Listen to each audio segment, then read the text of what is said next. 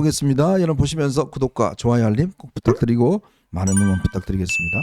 오늘 우리 김현주 대변인 응원하시는 분들이 많이 오는데 좀 많이 동원하신 거 아닙니까?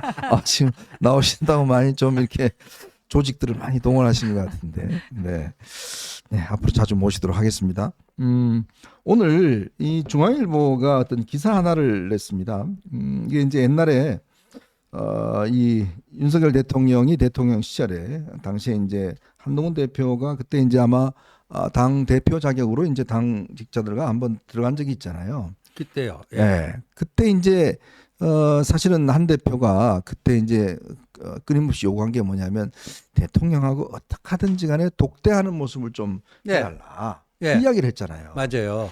예. 그거 기억이 납니다. 그러니까 작년 7월 23일에 63% 득표율로 당선이 되고 나서 그 직후에 비공개로 한동훈 대표 혼자 들어가서 이제 윤 대통령을 만나고 오고 정책위 의장 정점식 그걸 거기서 이제 그 실마리를 풀어서 한 거고 그 다음에 이제 새로운 지도부하고 정식 만찬해요. 그때 왜 야외 뜰에서 뭐 하면서 네, 맞아요. 뭐 예. 고기 굽고 뭐 술은 없는데 뭐 그래갖고 거기 알맹이 없는 얘기하고 주로 이제 그 윤 대통령이 특유의 그 장광설로 거의 뭐 8, 90%를 다 얘기하고 이럴 거면 뭐하러 만났느냐. 그랬더니 누가 뭐 무슨 가을밤에 무슨 정책을 네. 느꼈다 해갖고 제가 한 소리 했다가 막 뭐 또 또 작살났잖아요. 그때. 해당에게 했다고 막 아, 그거예요. 근데 그때 한동훈 대표는 만찬 전이건 후건 윤 대통령하고 다만 2, 30분이라도 티타임을 가져서 좀 현안에 대해서 좀 밀도 있는 대화를 했으면 좋겠다 했는데 그리고 그런 의사를 여러 차례 밝혔어요. 근데 용산 대통령실에서 끝까지 뭐 될 듯 될 듯 뭐 안 된다고 확실히 얘기도 않고 그리고 그런 상태에서 그 확답을 못 받고 간 거예요. 갔는데 사전에도 없었고 사후에도 있을지 없을지에 대해서 뭐 확실한 언질이 없는 그런 상태였습니다. 네. 그런 상태. 자, 근데 이제 오늘 중앙일보가 이 지금 현재 이 인터넷에는 이 기사가 이제 좀 수정이 됐습니다.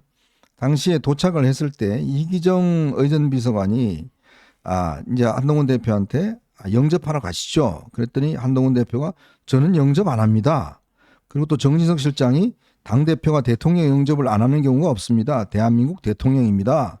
근데 한동훈 대표가 날 가르치려 들지 마세요. 이런 이야기를 했다는 거예요. 근데 이게 제가 취재한 바는 전혀 달라요.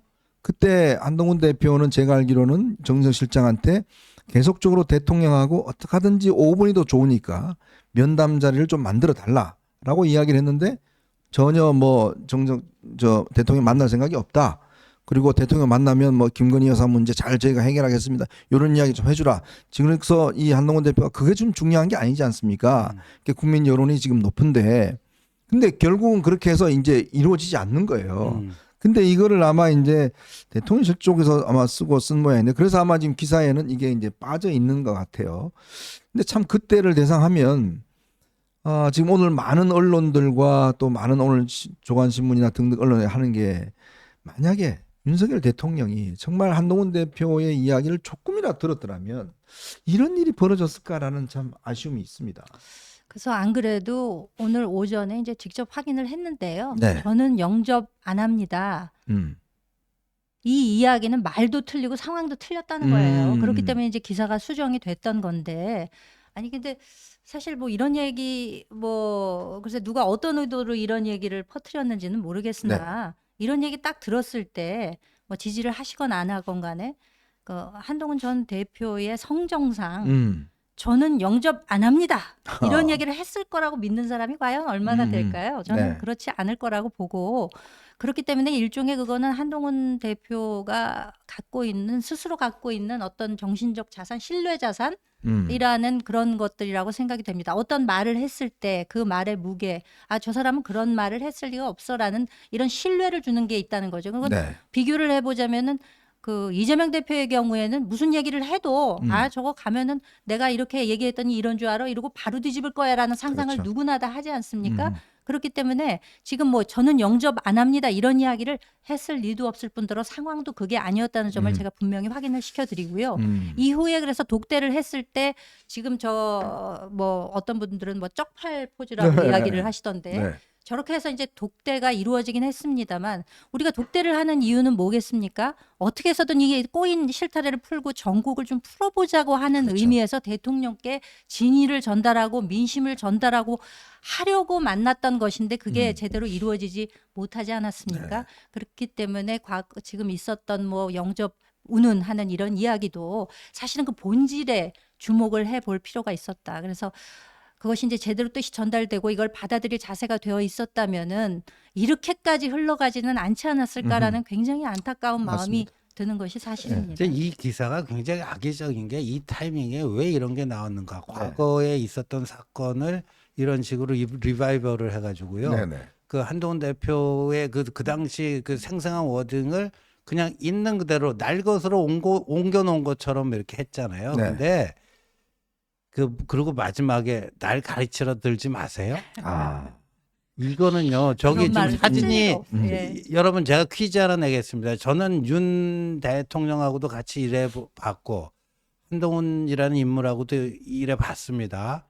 근데 날 가르치러 들지 마세요라는 그 워딩을 제가 저 두 분 중에 한 분으로부터는 그 저런 말을 하는 걸 제가 직접 경험했습니다. 아, 누군지 맞춰보세요. 누군지 맞춰보세요. 예. 아니 나를 가르치려야지 뭐 이런 겁니까?